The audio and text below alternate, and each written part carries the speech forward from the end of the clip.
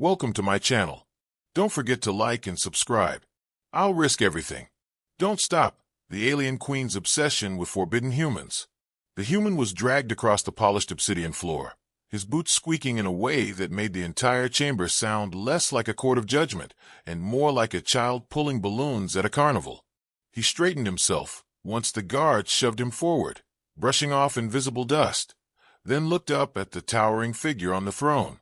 The alien queen's eyes, sharp as twin blades of starlight, fixed on him, and the whole court fell into a silence so deep it seemed even the air refused to breathe. She was as flawless as the legend said, tall, radiant, every motion controlled with a precision that terrified galaxies. Yet her long ears, delicately tapering beyond human form, twitched almost imperceptibly when his gaze lingered too long. That twitch made him grin. "So," he said, his voice echoing in the vast hall, "this is the part where you tell me I've trespassed on sacred soil and must be vaporized, right? Just checking if I should have worn my special vaporizing socks." A ripple of horrified whispers ran through the advisors. No one joked in the queen's presence. Joking was a quick way to become a smear on the palace floor. But instead of ordering his immediate obliteration, she tilted her head slightly, as if weighing the audacity against the dull predictability of fear. Her lips curved, not quite a smile, but something dangerously close. "You stand accused of crossing into the sealed sectors of my dominion," she declared, her voice layered with the resonance of 1,000 amplified frequencies, filling the chamber like the hum of a galaxy engine. "Humans are forbidden in those regions. Explain yourself before I decide whether your atoms are better rearranged into palace carpeting." He pretended to think, tapping his chin. "Carpeting? You'd waste me on that? Come on, I've got way more potential. At least make me into a nice lamp. I've always wanted to shed some light on things." The queen's long ears twitched again, sharper this time. An advisor sputtered in outrage. "Blasphemy! Insolence! He mocks the throne." The human bowed dramatically, nearly losing his balance. No, I'm complimenting the throne. Beautiful thing you've got there. Though between us, it kind of looks like an overgrown space waffle iron. Do you press starships with that, or just egos?" Gasps filled the court. Guards shifted, waiting for the execution order. But the queen, she made a sound. A low, soft thing, quickly buried beneath her composure, but unmistakably a laugh. She silenced the court with a single raised hand, her gaze locked on the man, as though he were some strange anomaly that had wandered out of physics itself. "You dare mock the queen of 12 galaxies," she murmured, voice almost curious. "And yet you do not tremble. What are you, human?" "Hungry," he replied, "and a little thirsty, if we're being honest. Do you have water around here? Or do you all just live off the sheer intimidation you radiate? Because it's working. I'm parched." The queen's perfect mask cracked again, the faintest shadow of amusement flickering across her features. For years, her court had been nothing but fear and obedience, her every word a decree carved into stone. But this man, fragile and insignificant by galactic standards, stood before her and made her want to laugh in the middle of a trial. She leaned forward slightly, the jeweled crown above her brow catching the light, like a fragment of a shattered star. "Tell me your name before I decide what to do with you."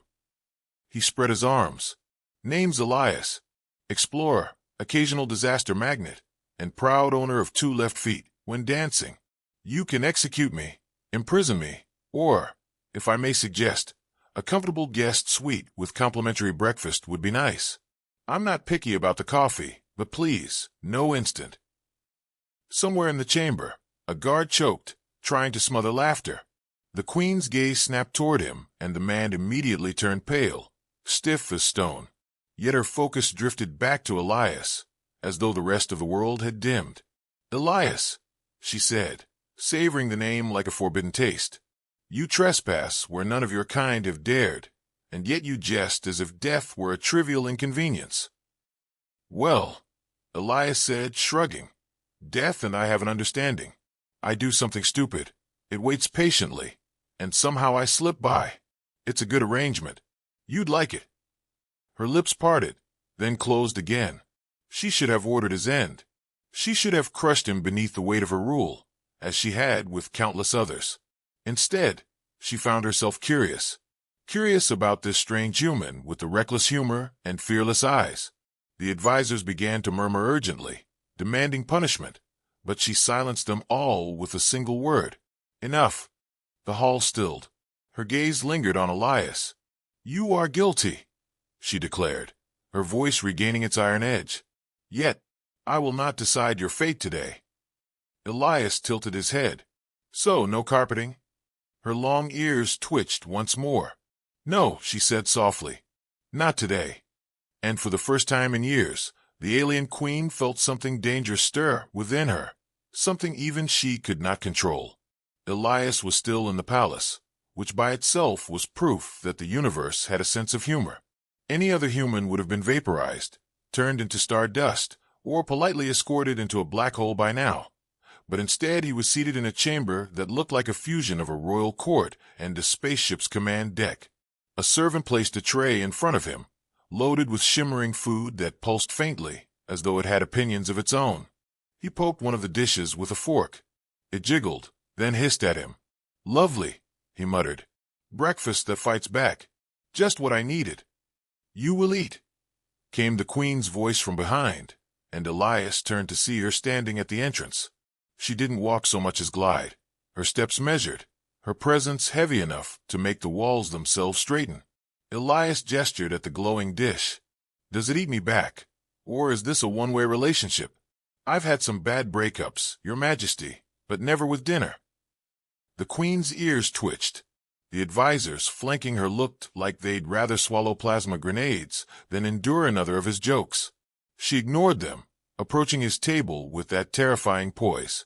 You have been permitted to live, she said. You will not mock what is given. I'm not mocking, Elias replied. He stabbed the dish and it squealed, then went limp. I'm bonding. You know, like cultural exchange. It's just, Earth food usually doesn't scream when you poke it. The queen's eyes glimmered with something unspoken. She took the seat across from him, and the entire room seemed to stop breathing. No one sat with the queen. No one. And yet she did, her chin resting lightly on one hand as she studied him. You risked your life entering my dominion, she said. Why? Exploration, Elias said, chewing on a piece of the now subdued alien dish. Humans do that. We wander, poke around, get into trouble, usually run away screaming. It's kind of our brand. Honestly, I didn't expect to run into you. Thought I'd find a few asteroids, maybe some space gas. Not the galactic queen with ears that could pick up pirate radio. Her ears twitched again. He was starting to notice that. It was becoming his favorite detail. You speak as if you do not fear me, she said. Oh, I fear you, Elias said quickly. I just hide it behind relentless sarcasm. It's a survival tactic. Works with wild animals and, apparently, monarchs who control half the known galaxy. One of her advisors burst out, unable to contain himself. Majesty, this creature insults you openly. He must be destroyed at once. Elias raised a finger. Correction, I complimented her ears. That's flirting in human culture, not an insult. The queen's gaze sliced toward the advisor, who immediately went pale and silent. She returned her attention to Elias, her lips twitching at the edges. You presume much. Presume?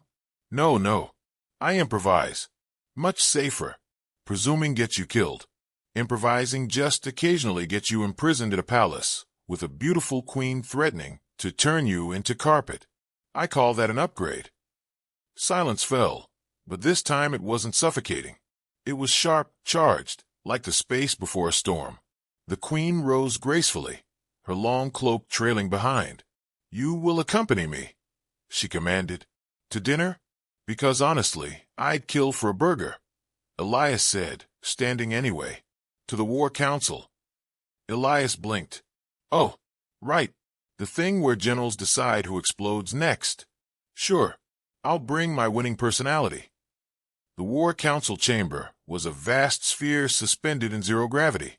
Holographic maps of star systems shimmered in the air, fleets marked by shifting constellations of light.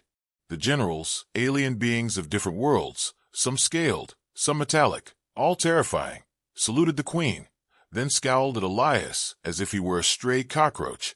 She took her central seat. Elias drifted beside her awkwardly, flailing until a gravitic tether caught his boots. Ah, much better. I was about to audition for space ballet. The generals ignored him and launched into reports, rebel fleets amassing, outer colonies wavering, whispers of betrayal in the Queen's ranks. Every voice was urgent, sharp, metallic. Elias tried to follow, but after the third mention of quantum torpedo saturation, he zoned out. He leaned toward her. You ever notice all war briefings sound the same? Lots of pointing at maps, saying, they're moving here. Then everyone nods seriously. You could replace half of this with a game of darts. A general snapped, silence the human. The Queen's eyes narrowed, but not at Elias. At her generals. She raised her hand, silencing the room. Continue, she said. Elias whispered, I like this part. You terrify them without even trying. I usually have to trip over my own feet to get people to laugh nervously. Her lips curved again. Just a fraction. And every advisor present saw it. The council ended in tense silence. As the chamber emptied, she remained, staring at the glowing map. Elias floated closer, lowering his voice. You know they're scared, right? Not of the rebels. Of you. You could sneeze and half of them would write wills. They should fear me, she said softly. Sure, but maybe they should also respect you? Or even, wild thought, like you. She turned, eyes sharp. Like me. Yeah, you know. Not just obey because you might vaporize them, but because they'd follow you anywhere. Big difference. She studied him, as though the idea itself was forbidden. For the first time in centuries, someone had suggested she could be more than fear. Elias shrugged. Anyway, what do I know? I'm just the guy who nearly got turned into royal carpeting. The Queen's ears twitched once more, and she turned back to the stars. But this time, she was smiling. Elias had been given quarters, though quarters was a generous term. It was technically a guest suite, though from the way the walls hummed with faint energy fields and the doors locked from the outside, it was clear this was a polite version of prison. He stretched out on the impossibly smooth bed, staring up at the ceiling where shifting constellations glowed faintly. Luxury jail, he muttered. 10 out of 10 stars, would recommend. Just missing room service and a tiny bar of soap shaped like a comet.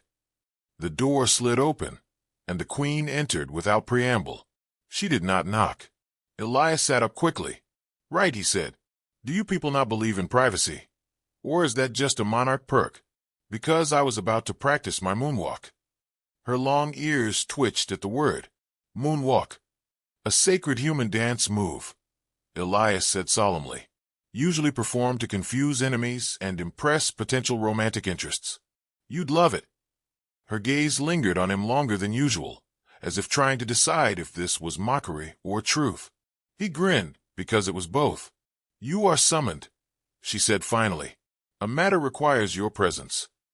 Elias stood, brushing imaginary dust off his sleeves. Presence, huh? That's just a fancy way of saying you like my company. Admit it, Your Majesty. I brighten the gloom of your starry empire. She ignored the remark, but the faint twitch of her lips betrayed her. They walked through corridors that hummed with the power of the palace's engines. The place was alive in its own way, a structure suspended in orbit over a blue-green planet, with energy fields shimmering like auroras beyond the windows. As they passed guards and attendants, every head bowed to her, but every eye flicked to Elias with confusion. Some looked scandalized, others curious. A few looked like they were already planning his funeral menu.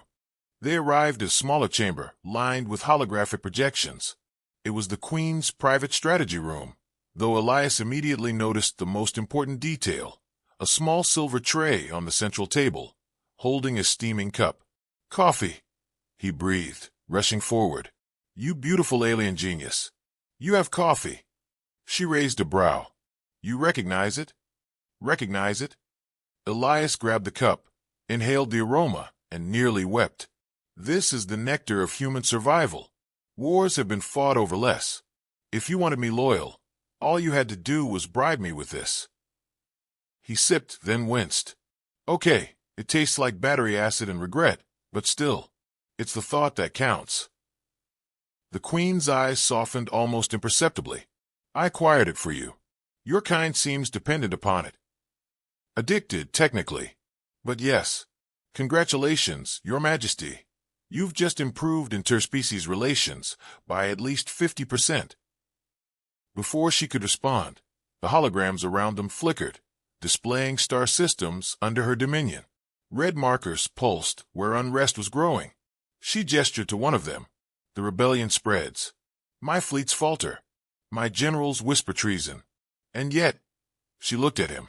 I hesitate. Elias lowered the cup. Because of me? Because of what you make me remember, she said, almost to herself. Elias whistled low. Well, that's either the most flattering thing anyone's ever said to me, or the scariest. Probably both. She stepped closer, close enough that the glow of the holograms painted her face in shifting constellations. Her voice lowered. You are forbidden to me. A weakness. Yet I cannot. She cut herself off, clenching her fists. You are mine now. Elias blinked. Wow. Straight to the declaration of ownership, huh? You don't mess around. Do I get a certificate? Maybe a membership card? She glared, but her ears betrayed her again with the faintest twitch. You mock, yet you stay, she said. Well, technically, I stay because your guards would vaporize me if I left. But sure, let's call it devotion. Makes me sound noble. Her gaze sharpened, and for a heartbeat Elias thought she might kiss him or kill him, possibly both. Instead, an alarm blared.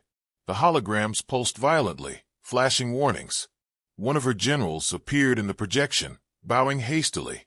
Majesty, the rebel fleet breaches the outer perimeter. The Queen's eyes hardened instantly, all traces of vulnerability vanishing. Deploy the armada. Hold them at the asteroid belt. Yes, Majesty. The projection vanished. Elias sipped his bit of coffee. You know, on Earth, when we get bad news, we usually start with small talk. Like, hey, how's the weather? Not. By the way, rebels are invading. Just a suggestion. She turned on him sharply. You find war amusing? No. Elias said, serious now. I find fear amusing. If you let it crush you, it wins. But if you laugh at it, it stumbles. That's a human trick. You should try it. Her eyes lingered on him again, torn between fury and fascination. Finally, she spoke, her voice softer than the alarms, still echoing in the chamber. Stay near me, Elias. The universe will not forgive this, but perhaps I no longer care. Elias raised his cup in a mock toast. Well, if I'm going down with the most terrifying queen in the galaxy, at least I've got terrible coffee to keep me company. Her lips curved, just enough to be dangerous. And in that moment, as the palace shook with the first distant rumble of battle, Elias realized he was in deeper than he had ever meant to go. The palace shuddered again, harder this time, and Elias almost spilled his coffee. He steadied the cup like it was the most important artifact in the galaxy. You people really need better shock absorbers. On Earth, we put them on cars. Maybe try that with your star fortresses. The Queen was already issuing orders through her command link, her voice layered with authority that made generals jump galaxies away. Holograms of ships clashed in real time, beams of light colliding, planets caught in the background like helpless spectators. Elias leaned closer to one of the glowing maps. Okay, so the little red triangles are the rebels, right? And the shiny gold ones are yours? Just saying, your triangles are kind of losing the dance-off here. A general appeared in projection, his scaly face twisted in fury. Majesty, why is the human in your strategy chamber again? Elias waved. Because I'm great at morale. Want a joke? No. Fine. The Queen silenced the general with a single look, then turned to Elias. What would you do? Elias blinked. Wait, you're asking me? I thought my role here was comic relief. Her eyes narrowed. Answer. He scratched his head. Well, if this were a human movie, this would be the part where the underdog pulls some crazy trick, like hiding ships in an asteroid field, or pretending to surrender and then throwing pies at the enemy. You know, unpredictable. The Queen considered this as though he had spoken prophecy. Her advisors would have fainted if they'd been present. Unpredictable, she repeated softly. Yes, they expect perfection. They fear my control. But what they cannot fight is chaos. She snapped an order to her generals, instructing half the fleet to scatter into the asteroid belt instead of holding formation. The holograms flickered, showing confusion ripple through the rebel fleet. Elias grinned. See, who needs military academies when you have a guy who once beat level 20 of galactic invaders with only one life? The Queen ignored the strange reference, but her gaze lingered on him as the battle turned. Rebel ships broke formation, disoriented by her sudden lack of order. Her own fleets surged forward, pressing the advantage. For the first time in hours, the tide shifted. The chamber shook again, this time from a closer impact. Elias stumbled into her, sloshing coffee onto the floor.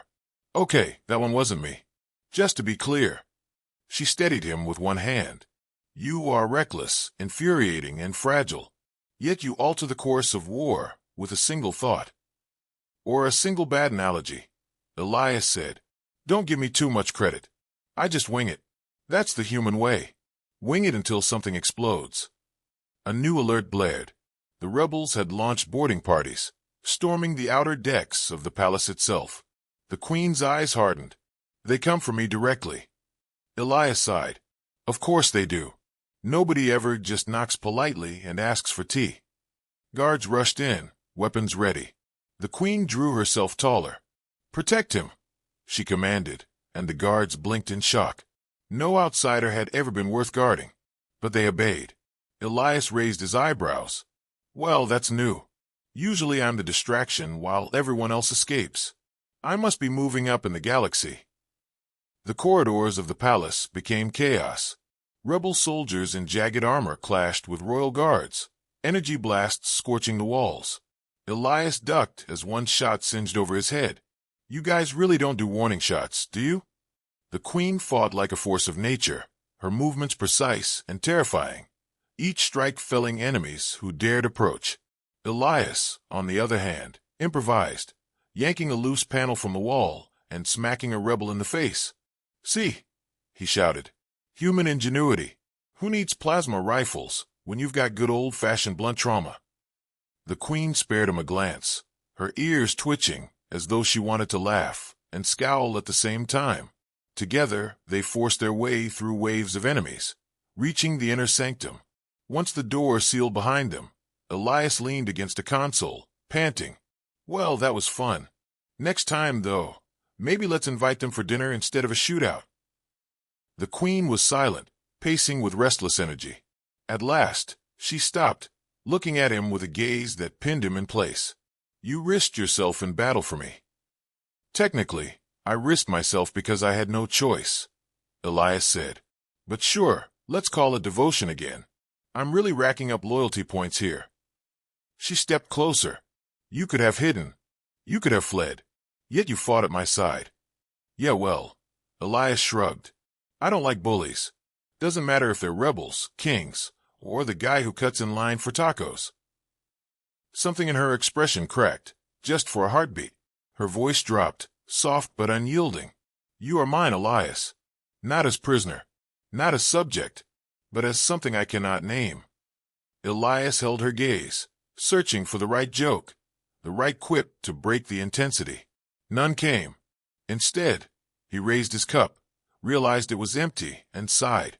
Well, if you're going to confess your undying alien obsession, you could at least refill my coffee first. Her lips curved, sharp and dangerous, and for a moment, in the heart of her war-torn palace, the most feared queen in the galaxy almost laughed. The rebel flagship loomed in orbit, its jagged silhouette blocking out the stars. The Queen's palace still trembled from the battle, corridors scarred, guards weary, yet she stood unbroken at the heart of it all. Elias stood beside her, holding an empty coffee cup like it was the last shield on Earth.